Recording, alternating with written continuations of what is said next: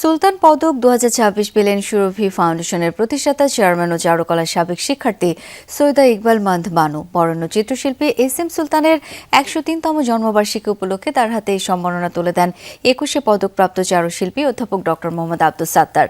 বিকেলে ঢাকা বিশ্ববিদ্যালয়ের চারুকলা অনুষদের ওসমান জামাল মিলনায়তনে সৃজনশীল সংগঠন ক্যানভাস সুলতান শিশু উৎসব 2026 আয়োজন করে। অনুষ্ঠানে বক্তারা SM সুলতানের শিল্পকর্ম ও শিশুদের প্রতি তার ভালোবাসার কথা স্মরণ করেন।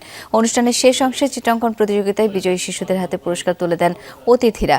সুরভি ফাউন্ডেশনের চেয়ারম্যান সৈয়দা ইকবাল মান্দ বানুকে দেওয়া হয় সুলতান পদক 2026। তিনি 1979 সালে সুরভি ফাউন্ডেশন প্রতিষ্ঠা করেন। সংগঠনটি প্রান্তিক ও সুবিধাবঞ্চিত শিশুদের শিক্ষা এবং স্বাস্থ্য নিয়ে ধারাবাহিক কাজ করছে। SM সুলতান বাংলাদেশের এমন একজন শিল্পী যার সঙ্গে আর কারো তুলনা হবে না, সে বাংলাদেশ হোক কিংবা বিশ্বের অন্যান্য দেশের তুলনায় হোক।